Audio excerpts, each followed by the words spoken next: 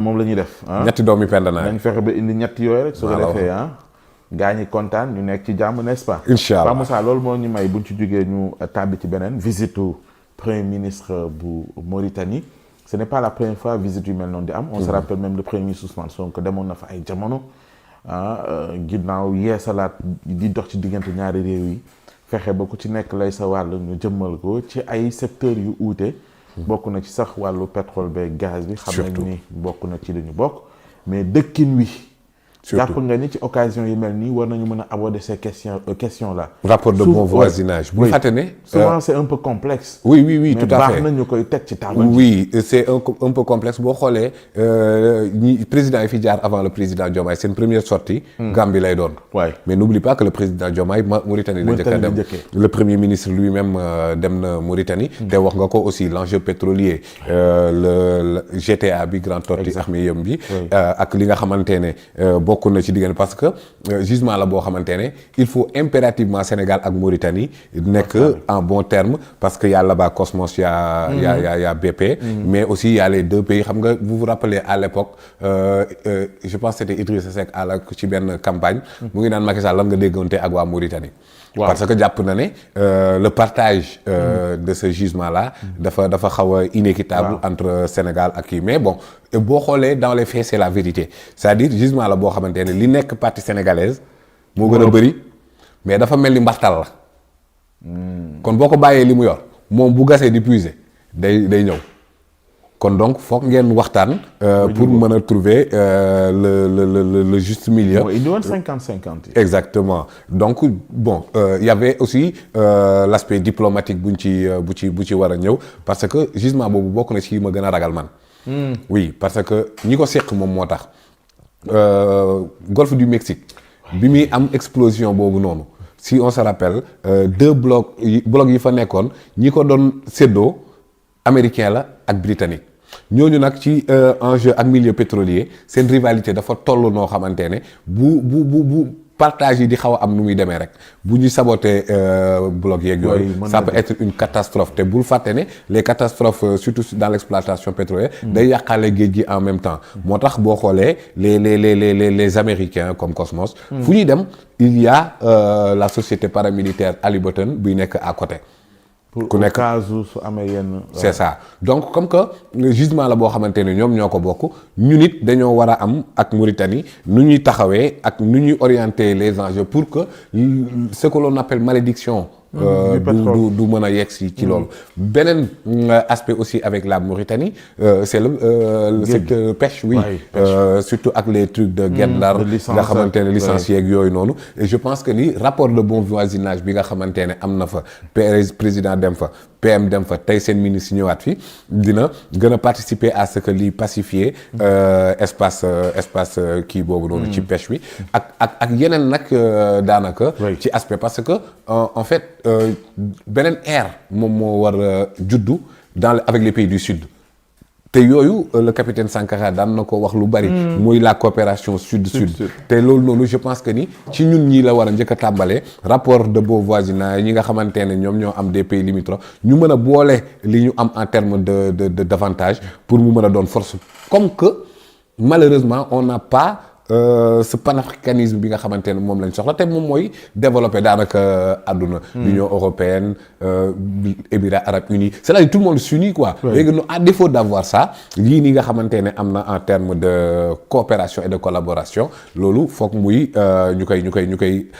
jëmmal bu baax a baax d'où la visite du premier ministre mauritanien et son homologue donc jàpp naa ne dina mën a juraat yeneen yoo xamante ne dina gën a am solo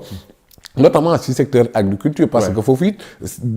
on ne peut pas être entouré du fleuve Sénégal ak li mu am en termes de potentialité ñu béy ñetti kii voilà te comment il s'appelle encore l'organisation pour la mise en valeur du fleuve Sénégal Mauritanie tamit daf cee amaale taxawaay bu am solo parce que bokk na ci structure boobu noonu te le fleuve Sénégal aussi am na lu muy déverser donc jàpp naa ne sur le plan économique du Sénégal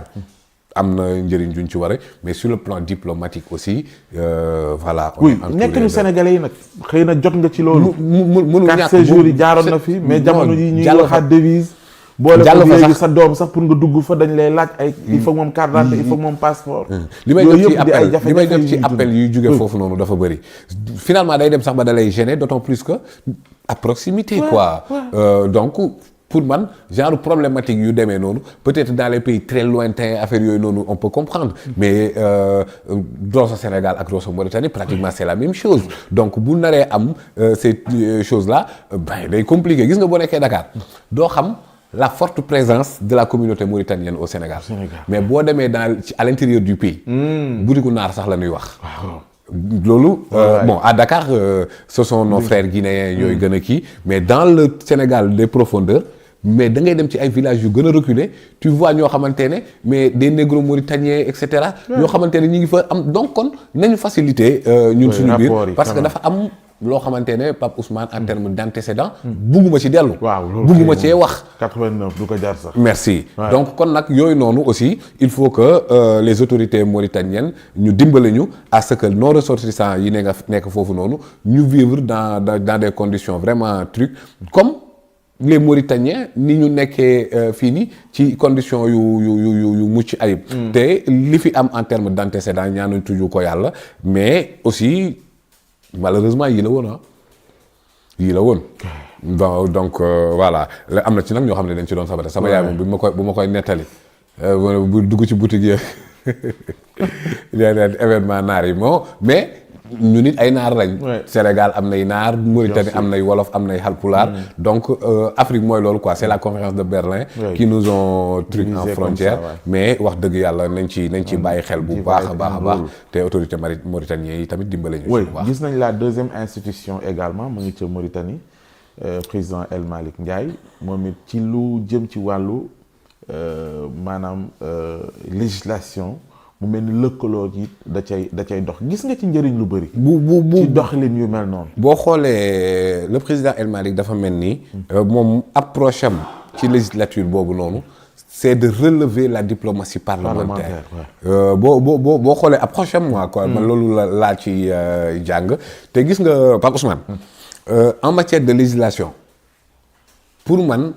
lu ñuy négliger la mais l'uniformisation de la législation. C'est très très important boo xoolee d'ailleurs moom moo tax la plupart ci yenn secteurs clés du droit comme le droit des affaires dañ koy uniformiser pour que yow sénégalais bi boo naree dem investir Mauritanie tu retrouveras la même législation OHADA da ngay trouver système yoo xamante ne yow xam nga ko ba pare boo fay créer entreprise da ngay xam ne loi bi nekk sa dëkk moo nekk fii donc tu t'adaptes donc c'est une question d'adaptation législative certainement mënuñu ko ci yenn aspect du droit yi le droit de la famille jàpp naa ne ku ci nekk ak sa ay réalités socio-culturelles le droit pénal droit de souveraineté mais li nga xamante ne ñu ngi koy càmbar te et puis ñuy def aussi du benchmarking législatif quoi di xool ya gën ci yeneen réew merci te les voyages diplomatiques du président El Malick pour man ça entre dans ce sillage-là donc je pense que ni initiative yu muy def la yu may féliciter seulement rek fu muy dem na ci inspiré wu ci li gën na inspiré wu ci li nga xamante ne boo ko adapté ci contexte sénégalais dina mën a am benn logique bi benn constance bi voilà maintenant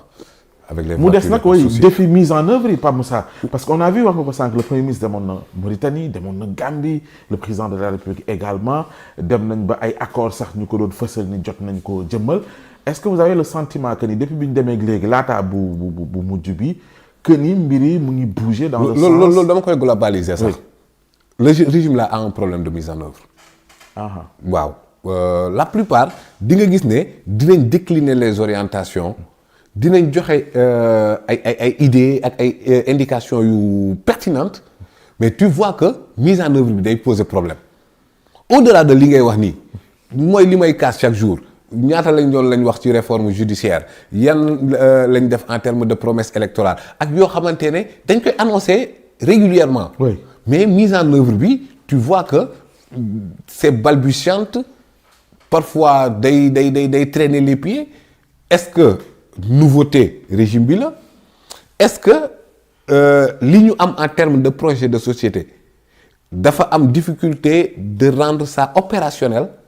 ou bien ce sont les hommes qui ne répondent pas aux exigences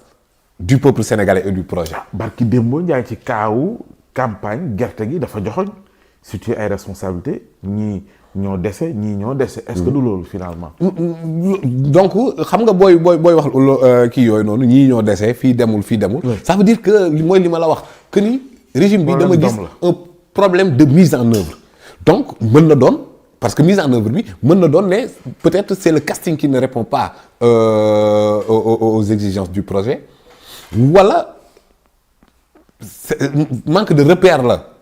Dans une certaine mesure. mooy ñu xam li ñu war a def. voilà léegi nag effectivement comme ni nga ko waxee paix moom moo toog après près de 2 ans ou 16 mois d'accession au pouvoir. mu def benn annonce boo xamante ne boo delloo ginnaaw da nga naan mais kon nu mu demee woon avant. Nous sommes arrivés à un moment où tout blocage aura un responsable bien identifié kon avant ça il n'y en avait pas. Tout projet aura un échéancier précis. Donc, les projets n'avaient pas d'échéance. Et chaque ministre, une feuille de route claire. Donc, les feuilles de route n'étaient pas claires alors.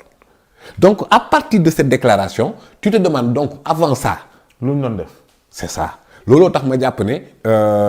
tu vois les idées, comment elles sont pertinentes. Tu as vu comment les Sénégalais ont adhéré au projet. Tu as vu, parce que le Premier ministre, dafa nekk un acteur politique, boo xamante ne sa communication de masse, elle est constante daloo maanaam li mu doon def sorti day bëri. kon promesse yi mu doon def Sénégalais yi xam nañ ko assimiler nañ ko mais si les choses tardent ça veut dire qu'il y a un problème de mise en œuvre. léegi moom bu constaté lu ci war ñi jàpp ni mais. constat ni lii doxul. nga joxoon des hommes ñu pousse leen teg fa ñeneen wala da ngay continuer di constater et puis di xool nooy. il n'a pas les coups de franche par rapport au projet qu'il a présenté. Il n'a pas les coups de franche.